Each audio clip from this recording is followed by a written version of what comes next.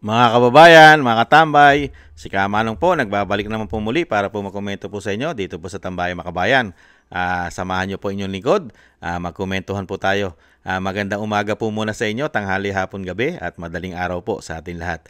Sana po nasa mapayapa po tayong kalagayan, mga kababayan. Ito po, komentuhan po natin mga tambay. Ito pong isang hearing na naman po sa budget po ng Office of the Vice President sa Kongreso.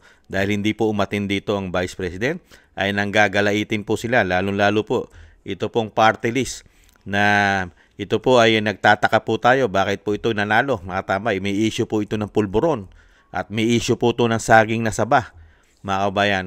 Pero nanggagalaitin po at gusto po talagang isiro.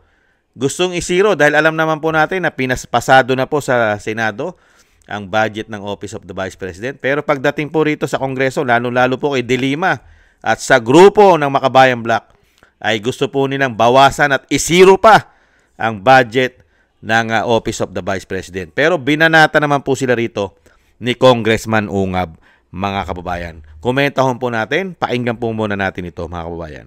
The record of the House of Representatives, at least restitution of the Republic of the Philippines. The whole budget process is something that is being directed and recognized by the Constitution itself. So disrespecting the budgetary process of this body is a clear case of disrespect of our Constitution. Who is she to continuously disrespect or show disrespect to this body as an institution? Hindi ba sira ulo ito, mga tambay? Kung yung ang Pangulo nga na ipapasa ang budget, wala dyan, hindi nagpupunta sa Senado at hindi nagpupunta sa House of Representatives. Nagpupunta po ba ang Pangulo? Pagka po ang budget, sa budgeting, sige nga, di ba hindi? Bakit ang Vice President, babatikusin mo? Pangulo rin yan. Pangalawang Pangulo yan. Hindi ba? Pangulo rin yan. Ibang klase itong si De Lima. Hindi ba ito? Abogado ito abogado. Walang respeto sa Vice President. You know? Budget? Pambihira ka. Budget? Ikaw ba ang nagbibigay ng budget? Sige nga. Ibang klase ka. Dapat ikaw ang hindi bigyan ng budget. And to the Constitution.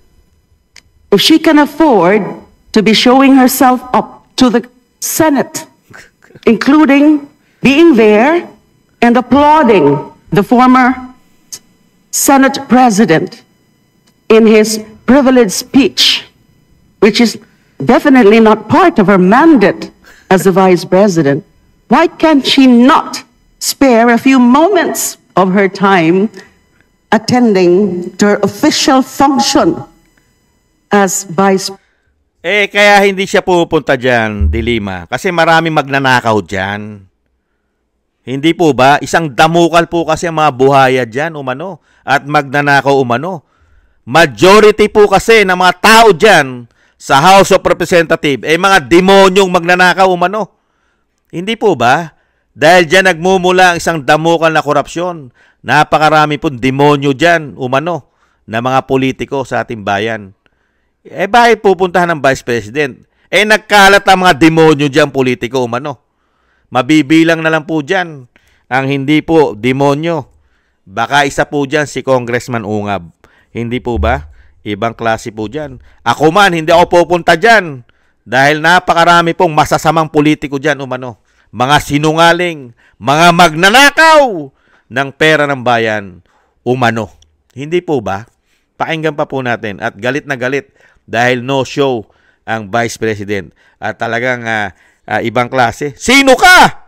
Para puntahan ka ng Vice President. Sige nga.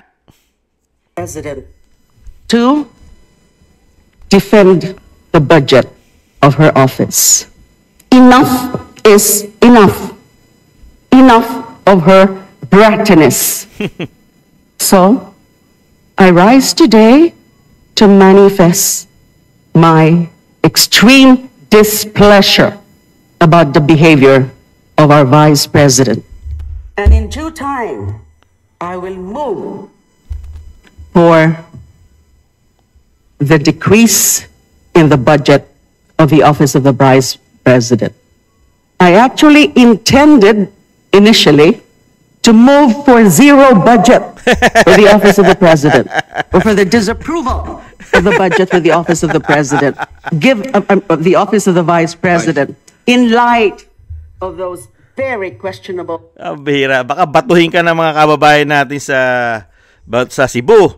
Baka batuhin ka, Dilima. Kauna-una tumutulong sa sakuna ang vice president. Samantalang ikaw nagyayaw-yaw ka lang dyan. May ginagawa ka bang tulong sa mga nasasakuna, sa Bagyo, sa Northern Luzon? Sige nga. Katarantaduhan itong matandang ito umano ha. Di ba? Samantalang ang Office of the Vice President, nakikita ng Pilipino kung saan napupunta ang budget ng Pilipino. Itinutulong sa mga Pilipino, lalo-lalo sa sakuna. Yan, kauna-una siya nag-response sa mga kababayan natin na sinalanta ng lindol sa Cebu. At ganun din sa Northern Luzon. Hindi po ba nandun ang pagtulong ng Office of the Vice President na ginigipit ninyo ang budget? Hindi po ba gago ito, umano? Kung sino yung nagpapunction at napakasipag gumawa ng mabuti sa kapwa natin Pilipino, siya pang tatanggalan ng budget. Zero! Ang dapat isiro kayo! Dahil unang-una, niwawalang nyo ang pera ng taong bayan. Sa inyo nagmumula ang korupsyon. At ang inyong budget ay hindi namin alam dahil nakasara ang libro ninyo. Itong mga demonyo na ito umano. Grabe, kapal ng pagbumuka. Nasa kanilang korupsyon. Tapos yung Vice President gusto isiro. Sino ka? Binoto ng mahigit 32 million? Sisiruhin mo budget? Bakit? Pera mo ba ibibigay riyan? Di po ba? Samantalang ilan lang ang boto mo. Comelec pa yata nagpanalo sa'yo. Hindi po ba? Mga kabayan, hindot ito, no? Hindi ba hindot ito? Actuations on the part of the vice president.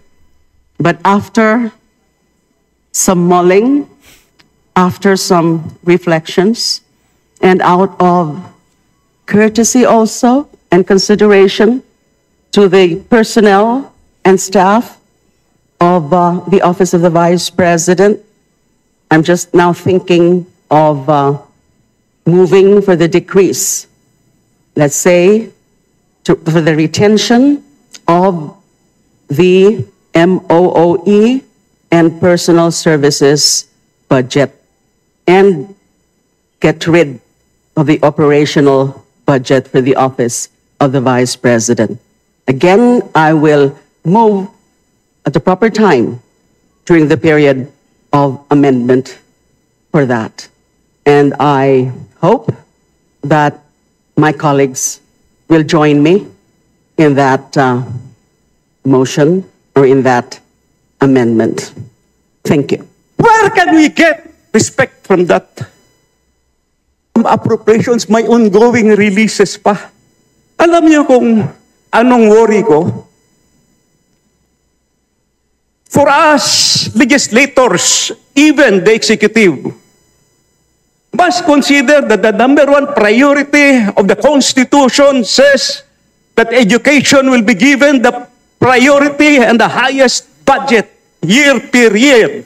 Sa 2025 budget, nahabol ng DPWH ang total infrastructure budget. Tama. Kahit ano pang sasabihin nila at binago yung composition, still, Tama. malaki pa rin ang infrastructure budget kaysa education sector. And they are still releasing from unprogrammed funds. Mas lalong lumaki yung gap between infrastructure and education. Ladies and gentlemen of this House, it is our duty, it is our obligation to keep track, babantayan yung budget, because education is a number one priority of the Republic of the Philippines. Iniwan na ng budget ng infrastructure. Highly questionable ba kasi yung mga releases ang malalaki flood control projects? Where can we get respect from that? Ladies and gentlemen of this House, my personal, yes, OBP, what I am saying is the budget process. How will we get respect? That's why the chairman, Madam, the Appropriations Committee, this Congress have a very big role to perform, to correct the image, to correct the impression, we must be able to come up with an honest-to-goodness budget for 2025. Yan. Yun lang po. Yan. Maraming salamat. Yan, nadali kayo ni Congressman Ugab. Di ba? Yan ang tanggalan mo ng budget, Dilima. Yung gumawa ng napakatinding insertion. Yeah, pati yung ginawa nilang katarantaduhan, mas malaki pa ang budget ng DPWH kaysa po sa education, sa DepEd. Bawal po yan sa saligang batas. Kailangan po laging nangunguna ang ating education. Hindi po ba? Pero nagawan po nila ng paraan yan. Nahilot po nila. Hindi po ba? Dahil magkakasabot sila. Pero wala pong nakita si Dilima dyan. Lalo-lalo na ang korupsyon. Nakita niyo po ba nag-imbestiga si Dilima? Si Dilima ba ay nag-iimbestiga sa laganap na korupsyon? Sa House of Representatives? Inimbestigahan po ba niya si Saldico? Si Tambaluslos? Hindi. Dahil yun yata ang sumuporta para siya'y manalo. Hindi kaya? Matindi. Pinupuruhan lang po ang Vice President. Nagakulangot lang po. Gamunggo lang ang budget ng Office of the Vice President. Pero nakikita po natin ang ginagawa ng opisina ng Vice President at meron siyang Luzon, Visaya, Mindanao na mga satellite offices ng Office of the Vice President na napakabilis magbigay ng tulong lalong-lalo na sa mga sakuna na nangyayari sa ating bansa. Lagi siyang nangunguna sa pagtulong at sa paggawa. Samantalang ang mga nagsasalita na ito, ano ginagawa nito? Lalong-lalo po ang Makabayan Black. Ano po nagagawang pagtulong nito? Kay lalaki rin po ng budget na mga hindot na yan. Hindi bababa sa 100 milyon ang nakukuhang budget na mga hindot na yan. Puro lang po pamumulitika. Lalong-lalo itong bagong sinasabing congressman o representative ng party list na si Dilima. Ano po nagawa niyan? May problema pa yan. Di po ba? Meron pa po yan na hindi binabalik. Pinababalik po ng COA. Daan-daang milyon din po ang kailangan niya po ibalik sa COA. Di po ba? Pinababalik. Kala ni Dilima ay napakalinis siyang politiko. May issue siya ng pulburon. May issue siya ng saging na saba. Baka magalit niya si Dayan saka si Junel. Baka magalit. Hindi kaya? Ibang klase ka, Dilima. Anong klase kang politiko? Sige nga. Wala kang panama sa mga Duterte. Wala, lalo-lalo sa Vice President. Wala kang ipagmamalaki. Magtrabaho ka sa Pilipino. Huwag kang magtrabaho sa mga kaliwa. Pinasusweldo ka ng taong bayan. Sa Pilipino ka maglingkod. Hindi sa grupo ng CPP and PNDF umano. Hindi ka dyan maglilingkod. Pero ang ginagawa nyo, dyan ka naglilingkod umano. Yan sa grupo na magpapabagsak sa gobyerno. Hindi kaya? Kay galing-galing na politiko at napakasipag ng Vice President, ikumpara mo sa Pangulo na pati nga lindol, hindi niya alam na lumindol. Hindi pa sigurado.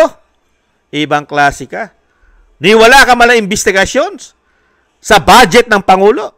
Confidential fund pa lang. Binabanatan niyo ang Vice President. Samantalang confidential fund ng Pangulo, hindi bababa sa 4.5 billion. Wala kayo, no question asked. Kayo? Ang budget ng Pangulo ay 27.3 billion. No question asked ka. Samantalang sa Vice President, 900 plus million. Galit na galit ka, isisiro mo pa. Samantalang nandiyan ang nagdaang bagyo, nagpapangsyon, tumutulong, nandiyan ang lindol na kailangan tulungan ang ating mga kababayan sa Cebu. Nangunguna siya, nagbibigay ng tulong agad. Sisiro mo budget. Ibang klase ka. Anong klase kang politiko? Yang mga ganyang klaseng politiko, mga tambay, ang itinatapon. Itinatapon na po yan. Hindi kailangan ng Pilipinas ng mga ganyang klaseng politiko sa ating bansa. Mga walang silbi. At hindi po pakikinabangan ng mga Pilipino yung mga ganyang klaseng politika o politiko. Walang kasilbi-silbi yan sa mga Pilipino, lalong-lalo sa mahihirap. Puro pang sariling interest lang po ang dala-dala niya, mga tao na yan. Yan ang dapat po itapon sa ICC at huwag nang pabalikin. Hindi po ba? Komento ko lang po. Hindi na masama magkomento. Hindi po ba? Napakasakit lang po nang nangyari dahil hindi naman po taong bayan na bumoto dyan. Umano. Ang bumoto po yata dyan ay Comelec yata. Hindi kaya? Ibang klase po ang mga lingkod bayan sa ating bansa ngayon. Puro pang sariling interes. Hindi tunay naglingkod bayan ang mga nakaupo ngayon sa ating bansa. Lalo-lalo na nung dumating po sila. Nung makabalik po sila. 19 Congress, pagpasok ng 20 Congress, ganyan, puro ulupong, puro demonyo, umano, ang mga lingkod bayan natin ngayon. Anong klaseng bansa meron tayo ngayon? Napakarami po mga demonyong politiko na ngayon sa ating bansa. Anong klaseng bansa meron tayo? Puro demonyong politiko naglilingkod yata sa ating karamihan. Pambihira. Isisiro. Ang lakas ng pagmumuka. Ibang klase. Isang damukan lang issue mo, may korupsyon ka pa, ayon sa COA. May polborong ka pa. Kala mo kilinis-linis mo. Ibang klase ka. Bagay, may panahon naman eh. Pagka panahon ay lumipas, baka mabalik ka ulit sa kulungan. Nagtatanong lang si Kamanong, baka mabalik muli ito. Mga kabayan, hindi kaya? At isama na yung pambansang asong ulol. Matindi rin po yun. Yung kahol na kahol, yung ulol. Yan po, masarap po mga ikulong eh. Dahil po yan nakakapinsala. At nakakahawa po ang mga rabies niyan. Umano, yan ang mga sarap mo mga ikulong. Hindi po ba? O kaya ipatapon. Hindi po kailangan ng Pilipinas sa mga ganyang klaseng politiko at servant na sinasabing maglilingkod sa ating bansa. Sayang lang. Sayang lang ang pera natin. Sayang lang ang buwis natin sa kanila. Wala naman sila nagagawa sa atin. Ang malaking nagagawa po, puro sa kanila. Puro pabor sa kanila. Mga kababayan, kinukuhanan lang tayo ng mga pera na mahindot na yan. Pero pang sarili lang po ang kapakanan po ng mga hayop na yan. Umano, mga kababayan. Yan po mga kababayan. Buti na lang. Nagpapasalamat po tayo dahil nandiyan po si Congressman Ungab. Talagang hindi po ubra kay Congressman Ungab yan. Dahil si Congressman Ungab ay nakikita niya po ang mga katarantaduhan, kawalangihaan ng mga kapwa niya mambabatas. Alam ni Congressman Ungab na itong mga tao na ito ay hindi po tunay na lingkod bayan ito, mahindot na ito. Buti na lang po na nandiyan si Congressman Ungab na kaya-kaya po silang salagin at itama ang mga baluktot nilang paniniwala. Itong mga hudas na ito umano, mga kabayan. Maraming salamat po sa nagusto po ng ating tambayang makabayan sa YouTube at TikTok. At ganoon din po sa mga nagusto po ng mga subscribers natin mga tambay. Pasensya na po. Thank you po sa mga subscribers po natin. Maraming salamat po at sa mga nagko-comment, like, share, and subscribe. Thank you po. At siyempre po sa mga nagbibigay po ng tulong at biyaya. Maraming salamat din po mga kabayan. At siyempre po yung mga dasal po natin, pag-isahin po natin na isama po natin sa panalangin na maingatan po pamilya Duterte, ang ating Vice President at ang ating dating Pangulo na sila po'y mailayo sa kapahamakan at madugtungan pa po ang buhay at kalakasan ng ating dating Pangulo at makalabas na po siya at makauwi sa ating bansa. Thank you po sa mga dasal mga kababayan. At tayo rin po ay mag-ingat at magdasal at isama po natin lalo-lalo po ang ating buong sambayanan at syempre po tayo rin ay maingatan po. Maraming salamat po mga kababayan. Sa muli po, paalam po muna. Bye-bye!